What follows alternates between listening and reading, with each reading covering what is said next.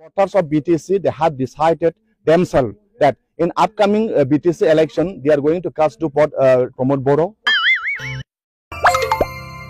Voters of BTC, they have decided themselves that in upcoming BTC election, they are going to cast to Pramod Boro.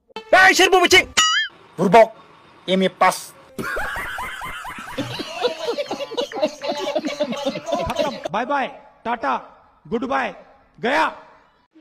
खुलुमबाय रायजोफोर गिबियाव फिथांखि blog YouTube चेनेलनिफ्राय रायजो राजा बयनिसिमबो गोजोननाय बावहरग्रोनाय जाबाय रायजोफोर दिनै आङो नोंथांमोननि थाखाय नैबे सासे कास्टम बसुमतारी बिथांमोन बिजों लोगोसे साब्रै मानसिफोरनि थाखायनो भिडिअखौ लानानै फैनाय जादों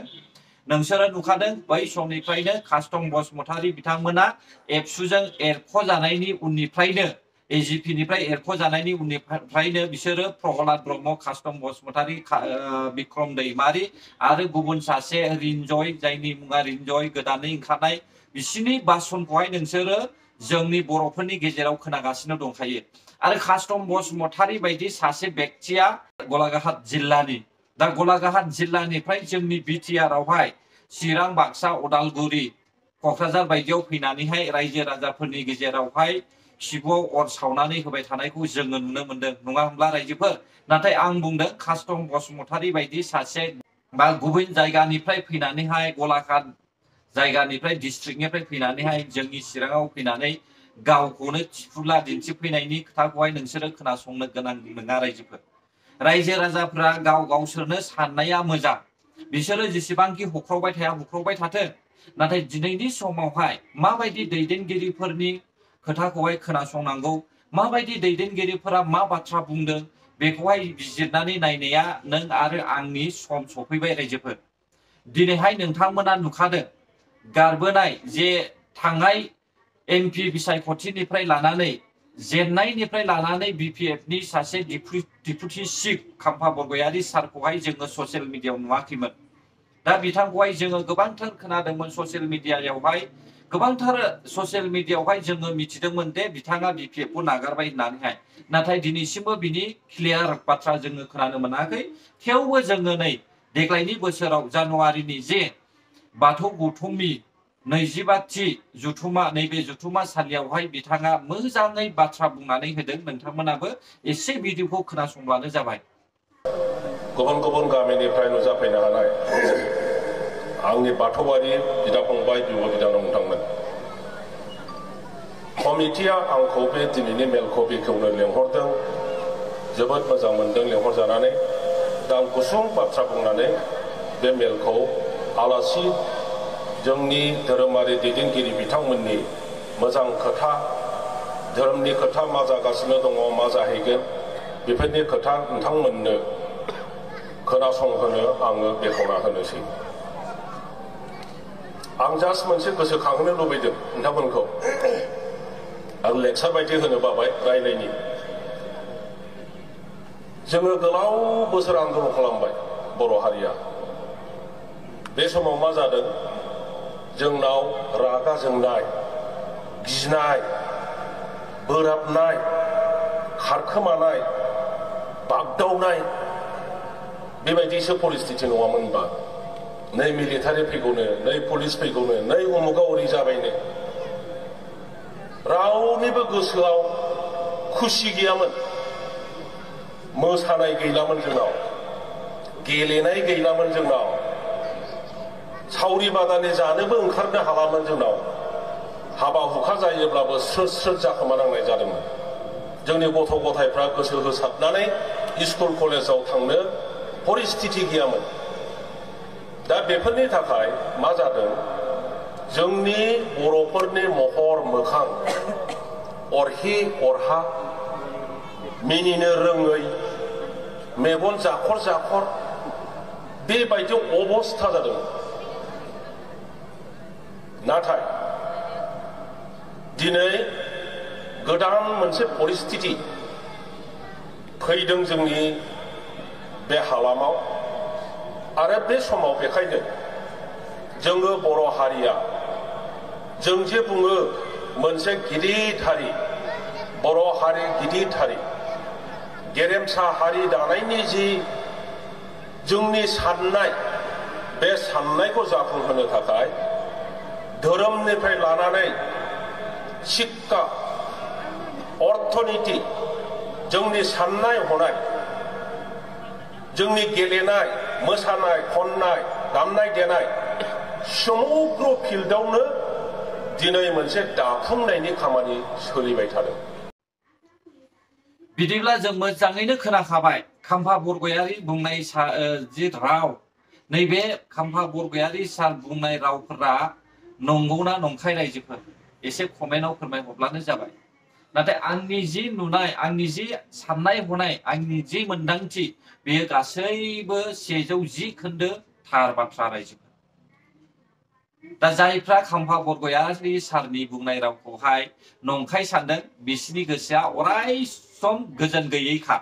आरो बिसोरनो माब्लाबाबो गोजोननायखौहाय नांखाया। दिनै खाम्फा बरगयारी सारा डाइरेक्टलि इउपिपिएल दैदेननाय सरकारखौहाय थांखिनानैहाय बाख्नायदों आरो बेखौनो जों सापर्ट खालामलांबाय थानांगौ होननानै बिथाङा इसारा दिन्थिनानै होदों रायजो। दा बेनिखायनो आं बुंदों कास्टम बसुमतारीमोन बायदिनि बाथ्राखौहाय ओरै खोनासंनानै ओरै गारहरनायानो मोजां। बिसोर बायदि मानसिया समाजावहाय गोदाव सोराव बाथ्रा बुंनानै गाव गावनि गाद्दिखौहाय हास्थायग्रा सासे थिफुला व्यक्तिफोरसो रायजो मिथिबाय दा। बिपिएफ पार्टीखौ दिनैनि समावबो जुदि सापर्ट खालामदोंब्ला बेबायदि मानसिया गावनि मोननांगौ जि मोननो गोनां मोनथायफोर जे गाव गाव हास्थायदों बेयो जाफुंनायनि थाखायसो बिथांमोना सापर्ट खालामो। जोङो नुनो मोनदों रायजोफोर जोंनि बिटिआरआवहाय इएम एमपि एमएलए एमसिएलए थाग्रा मोनसेबो न'आनो गैयामोन। दा बिसोरो भारा लालायैसो थायोमोन। नाथाय जोङो दिनैहाय नुबाय 3 बोसोरनि गेजेरावनो बेसेबांबा समायना बिल्डिं। दा बेबायदि एसेबां समायना बिल्डिंखौ बिसोरो 3 बोसोरनि गेजेरावनो कमप्लिट खालामनानै होदों। बेयो गासैबो ससियेल मिडिया आरो इउटुबार्सफोरनि नारसिनबोनायनि गेजेरजोंहाय जानानै फैदों होननानैहाय आं साननो रायजो मिथिबाय दा। बै समाव इउटुबार्स गैया ससियेल मिडिया गैया जोंनि बर'फोरनि थाखाय सोरखौबा गाज्रि मावनायखौ आसि थुनानै दिन्थिग्रा रावबो मानसि गैयामोन। बिनि थाखायनो सरकाराबो गोसो होनानै खामानि मावाखै। आरो नोंथांमोना नुदों हाग्रामा महिलारी सारनि गेस्ट हाउसआ बहा दङमोन। हाग्रामा महिलारी सारनि गेस्ट हाउसखौहाय जोङो सिलिगुरियाव नुदोंमोन रायजोफोर। नाथाय बेबो बायफ्रु जिफ्रु। बिथाङा 17 बोसोरसिमहालागै सिलिगुरिनि गेस्ट हाउसआवबो एसेबां कमप्लिटलि बिथाङा साक्सेसफुल खामानि मावनानै दोननाय जों नुनो मोनाखैमोन। दा बेखौबो रिपेयार खालामनांदों। आरो 17 बोसोरसिमहालागै 2003 मायथाइनिफ्रायनो गायसननानै होजानाय बिटिआर सेक्रेटारियेट अफिसखौबो 2020 मायथाइनि उननिफ्रायसो बेखौहाय कमप्लिटलि साक्सेसफुल खालामनानै होदों आरो क'क्राझार मेडिकेल कलेजखौबो। अब्ला बै 17 बोसोरजों 3 बोसोरजों बेसेबां फाराग दङ। रायजो राजाफ्रा एसे बिजिरनानै नायनाया मोजां आरो सोरबायदि दैदेनगिरिखौहाय सापर्ट खालामोब्ला बर' हारिया जौगागोन बेखौबो साननाया मोजां। दानिया फै रायजोफोर हाग्रा बिफाननि मन्त्रि रन्जित बसुमतारी सारा मा खुगा बेखेवदों एसे खोनासंनानै लानि। आं नोंथांमोननि चेनेलफोरजों बिथांमोननि सोरबा हाग्रामायाथ' जाम्बासो बियो एखेबारे महामुर्ख हाग्रामाया बिथांनि intellectual top must BPF intellectual दङब्ला नोंथांमोननि चेनेलाव बेखौ डिबेट खालामनो थाखाय आं दिनै खावलायदों। नोंथांमोना दिनै लोगो मोनोबा बावैसोनो नोंथांमोननि चेनेलाव डिबेट खालामनो थाखाय बे बेलायावहाय आं बिथांमोनखौ चेलेन्ज खालामबाय। सार एरिया एक्सटेनसना नै दा जोंना फेब्रुवारियावहाय मोनसे 125 एमेन्डमेन्ट बिल पास जानो थांगासिनो दङ। बेनि गेजेरजों लखिमपुर जिल्लानि मोननैसो गामिखौ लादेरनानै जोङो गहपुर बारनानै जोङो जोंनि जा एक्सटेनसननि खामानि बेखौ जों मावनो थांगासिनो दङ। जाखाबाय दा माखासे गामिफोरा जोंनि उदालगुरि जिल्लाजों हाबफाखाबाय। एडमिनिस्ट्रेसननि बेलायाव जोङो हानि बेलायाव बे खामानिफोरखौ जोङो दा मावजेननो खामानि लागासिनो दंखायो। गतिके उननि जेनेरेसना मावलांसिगोन जोङो जोंनि खामानिखौ जों मावनानै होबाय बेनो जोंनि मावनांगौ खामानि। निश्चय नोंथांमोना खोनादों बिथाङा अपेनलि चेलेन्ज खालामदों बिपिएफ पार्टीनिफ्राय सोरबा गोरों गोरा इन्टेलेक्चुयेल बयनिफ्रायबो साबसिन गोरों दङब्ला दिनैनि समावहाय नोंथांमोना इउपिपिएल पार्टीनि रनजित बसुमतारी सारजोंहाय डिबेट खालामलायनो हागोन रायजोफोर आरो जुदि हायाब्ला नोंथांमोना लाजिनांगोन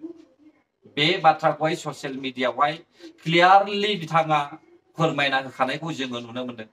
आंथ' सानदों बिथांमोनहा रावबो गैया मानोना बिथांमोननि जे गोरों गोरा मानसिफोर बिसोरो गासैबो बिपिएफ खौ नागारना ओंखारजोबखाबाय दा जाखिनि दङ बिसोरो गासैबो रिजेक्टेड जानायनि गोजाखा मिथिबाय दा स' अब्ला रायजोफ्रासो डिसाइड खालामदो सोर सरकारखौहाय जोङो सापर्ट खालामनांगौ आरो जों खोनाबाय थादों कास्टम बसुमतारी बिक्रम दैमारी आरो प्रहलाद ब्रह्म आरो रिन्जय बिथांमोननिफ्राय जों खोनाबाय थादों रायजोफोर सुइजारलेण्डनि खोथा सुइजारलेण्ड होननानै बुङोब्ला 5 बोसोराव सुइजारलेण्ड जाया बबेबा देशआवहाय नोङो 5 बोसोरावहाय माब्लाबाबो सुइजारलेण्ड जानायखौ नोंथांमोना नुनाय नङा जुदि बबेबा मोनसे इनफ्रास्ट्राक्चारखौ बानायनांगौब्ला बेयावनो 3-4 बोसोर लायोब्ला अब्ला बै समायना रमायना गुबुन देशनि सुइजारलेण्डखौ नोङो बानायनांगौब्ला बेसेबां बोसोर नांगोन खमैबो 40-50 बोसोरजोंसो सुइजारलेण्ड बादि जागोन देशा मिथिबाय दा बेनिखायनो आं बुङो बिपिएफ पार्टीनि माखासे लिडार्सफोरनि बुंनाया अनला खारियावहाय आगान थाया दा सुइजारलेण्डनि सोदोबखौहाय इउपिपिएल सरकारनि दैदेनगिरिया मा थांखिनानै बुंदों बेखौहाय बिथांमोना मिथियो नाथाय मिथिया बायदि रायजो राजाफ्राथ' एसेबां बिसोरहाथ' साननो हानाय गोहोआ खम ना गामि बिथोरावहाय रायजो जानायफ्रा दा बिसोरखौहाय थगायनो नाजायो रायजोफोर नाथाय बिथांनि सुइजारलेण्ड सोदोबा जाहैबाय बर' हारिखौहाय गोजोनै रायजो जानो थाखाय खाबु होनाय बेसो थांखिया रायजोफोर दा बेसिखिनिखौहाय